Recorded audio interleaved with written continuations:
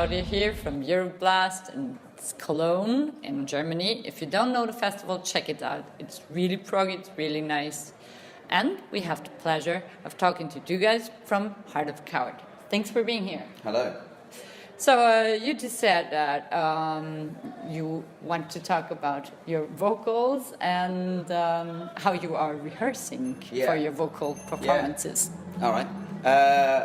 I rehearse by doing warm-ups and then practicing the songs and getting the right tone for each section and stuff, run the set, and then, that's it. So you rehearse with a piano or no, guitar? No, not at all. No, just... I rehearse over the instrumental tracks of the demo, of the album, or like whatever we've got to work from, And when it comes to songwriting, then how do you go about that? Is it like you bring pieces, or is there one main songwriter? No, I think everybody kind of has an input to a certain extent. There's obviously the two guitarists are kind of the main writers in that sense, but obviously if Noddy's got an idea or I've got an idea, it's all kind of taken on board. And then we've actually been trying something a bit different, like vocally this time, rather than...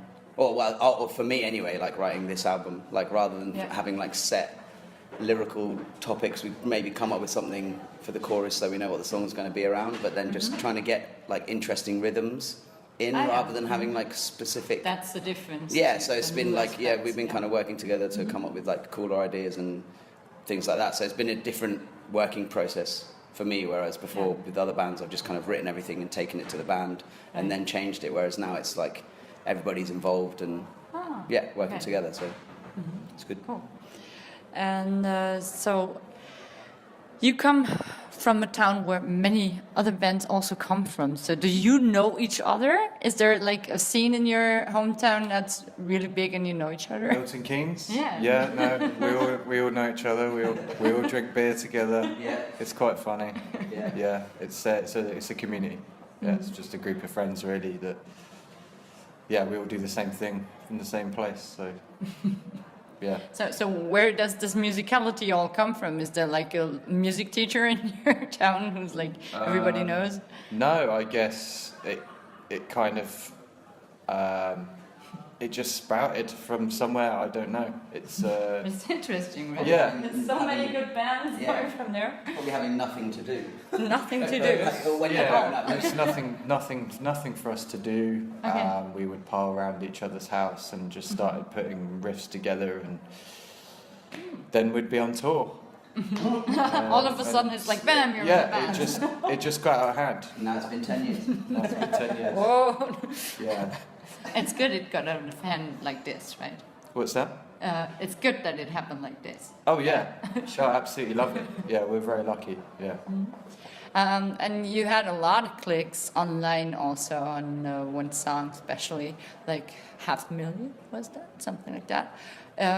What do you think about the online community? Is it helpful, or do you think it's not so good? It's better to meet people personally? I don't know. I think it's a double-ended sword, really, because it's making your music more accessible to people all around the world, but it's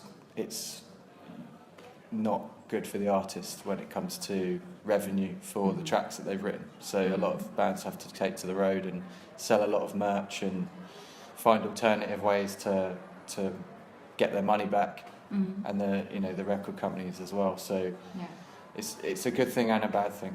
I think I kind of, it's never really about the money for us, but it's like, it's cool that many people have listened to it. I mean, one of our tracks has got 3 million plays, and that's just completely crazy. So it's more of a positive than a negative.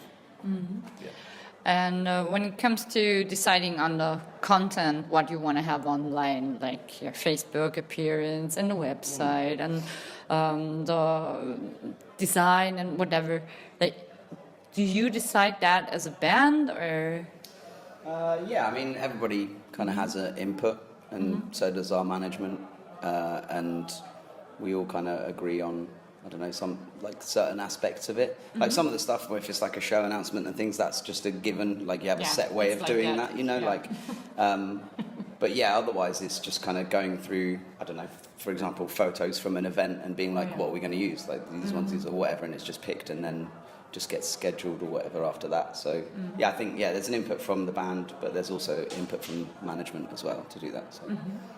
And working together with other people, like outside the band, for artwork or for your sound, how do you go about that? Well, for artwork, we tend to work around the concept, and then we go out and we kind of look at who sticks out. The artists we've used in previous albums, we've just really liked their work, and we've given them a concept, and they've come back, and we've loved it every time. And for sound, well, I mean, we worked with Justin Hill from Sixth on the last record and for our last single, and Will Putney was mixing and mastering that, and we love that sound. So it's hard to really go anywhere else when you've got such a good team together. So also for live, we may be working with those people again. Album 4 is being written now, so yeah. And for the live gigs, you also have someone on the road, or? Yeah, we've got a great crew of people. We've got a tour manager, Joe, that sorts all of our stuff out because we can't do it ourselves. No, you can't do anything. When we're too drunk, he's there to push us into hotels or whatever. Our sound guy, Ronnie, is he's with us today. We've got a few people we work with, but they have to pass a test first. They all pass a test. And if they pass the test, then they're all good. They'll stay on. Yeah. Yeah. If they don't, they're gone. I have a kind of philosophical question as well, which is, who is an artist, or what do you think of that term? Who decides who is an artist? Anybody who creates anything, surely. Like, as in, if you come up with a concept in your head, regardless of whether it's like, I don't know, something small that no one ever sees, or whether it's like someone, I don't know, like Picasso or some shit, do you know what I mean? As long as you create something from your mind and you have the interpretation to make it into something, you're an artist, in my opinion. You could be in a garage band, you could be, I don't know, Rihanna. No, I'll take that back. Rihanna's not an artist. No, I'm joking. No, but yeah, do you know what I mean? Anybody that kind of creates something, I think, should be classed as an artist. Really, like, this is pretty simple in that sense. So you being artists too, what is it that makes you go for it? What is it that you think is most interesting in doing? I think something just makes me do it. I could never not do it, so I don't know what it is.